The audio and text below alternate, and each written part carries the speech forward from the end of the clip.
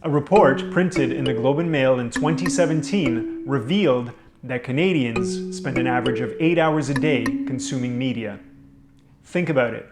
What that means is that in the time that we're awake, half of it is spent staring at a screen.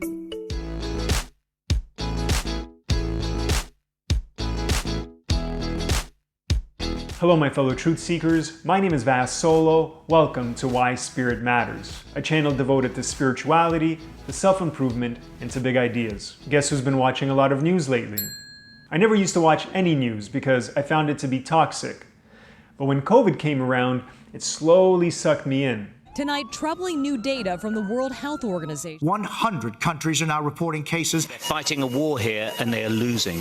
And lately I've been finding it hard to meditate. And I know that it's partly due to all the negativity that I'm exposing myself to on a daily basis. Because just like what we eat affects the body, what we consume through the senses affects the mind.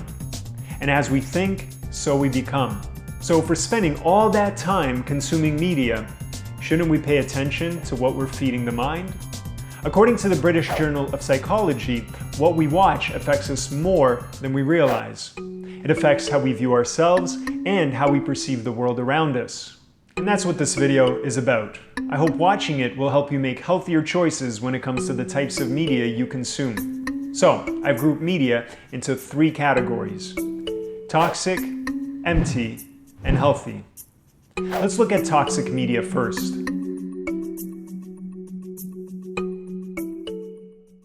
Two examples of toxic media are pornography and the daily news. To help you understand how toxic pornography is, here's the expert opinion of Dr. Cyrus Dirksen.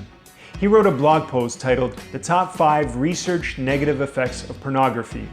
In it, he lists the following 5. Number 1, hostile sexism. In other words, a negative effect on men's attitude towards women. Number 2, more affairs, which is the grass is greener on the other side delusion. Number 3, changed sexuality. Couples losing attraction to one another because, let's face it, reality can never match fantasy. Number 4, violence. Men becoming more punitive towards women. And number 5, addiction. He concludes by writing, quote, "There are many negative effects of pornography. However, the most concerning aspect of its use is that users seem oblivious to how it's changing them. And that is why pornography is a toxic form of media." But what about the news? How is something that most adults watch daily toxic?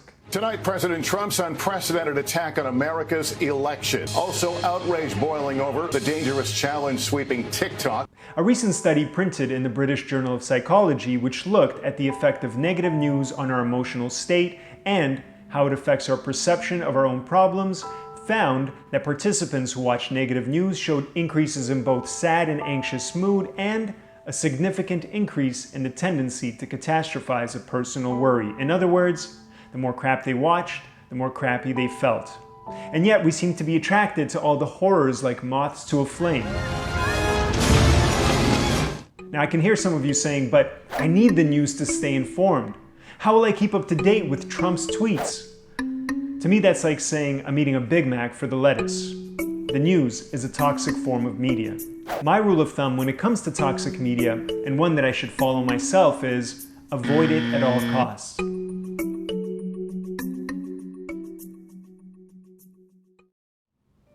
My definition of empty media is this: if we watch it, play it, interact with it, read it, or listen to it solely to be entertained, it falls into the category of empty media. It's empty calories, junk food for the mind. And oh, how seductive it is because it offers us an escape from reality. Nothing wrong with that if we use it in moderation. Renowned psychotherapist Richard O'Connor wrote in his book Rewired, "The more television we watch, the more we see people who seem richer than us, which makes us overestimate the income of real people. And because TV is about drama, which means violence, infidelity, and amoral behavior, we end up overestimating the frequency of these things in real life. As a result, we become more dissatisfied with ourselves and we feel less safe in the world." My rule when it comes to empty media is the same rule that I have for food. 80% should be healthy and 20% can be junk. Just imagine all the time that we spend trying to escape from reality and what would happen if we invested it in doing something positive. And that brings me to my final category.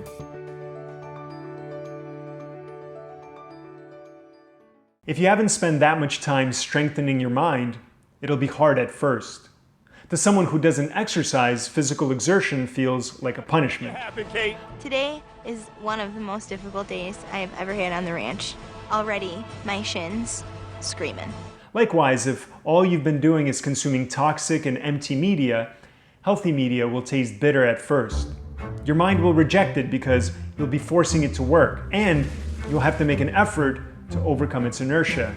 But trust me, it's worth it. Once you start building it up, the world will become your oyster. New vistas and horizons will open up, and who you are as a person will change. You don't have to read the encyclopedia. Something light like a good documentary or an informative podcast will do. Or watch a series of how-to videos on YouTube.